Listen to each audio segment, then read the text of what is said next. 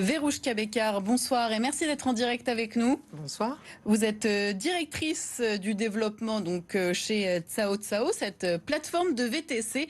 Tout d'abord, cette idée de mettre en place, de recruter des chauffeurs en CDI, c'est un moyen de contrer le modèle Uber?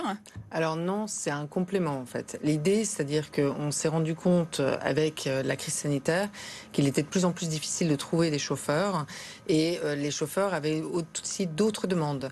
Donc on a réfléchi, on a essayé de trouver d'autres alternatives et il faut savoir que Tsao Tsao Mobility en fait existe en Chine et en Chine, le modèle est basé sur un mix également de chauffeurs qui sont des chauffeurs salariés et des chauffeurs qui sont des chauffeurs indépendants.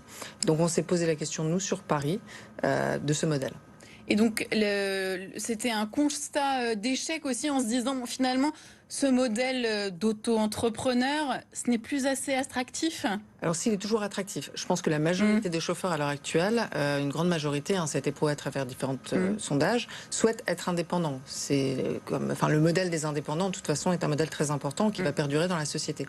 Par contre, il est vrai qu'il y a aussi un autre type de personnes qui souhaitent avoir des contrats CDI pour différentes raisons en fait.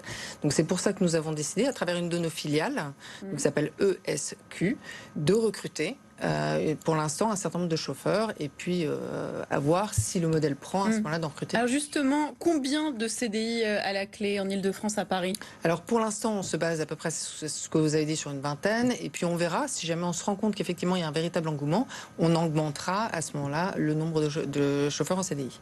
Et pour la compagnie, pour l'entreprise, ça va changer quoi d'être dans un modèle mix? On comprend bien les avantages pour les chauffeurs. Pour vous? Alors nous, en fait, ça nous permet de nous structurer également. Aujourd'hui, on a déjà des systèmes en place pour tout ce qui est qualité et autres. Et là, on va encore davantage le développer puisqu'on va travailler également avec ses salariés de façon à améliorer constamment la qualité et d'offrir cette opportunité de formation aux indépendants également. Donc en fait, on va construire le modèle ensemble. Et alors, vous avez parlé évidemment de la crise sanitaire. C'est vrai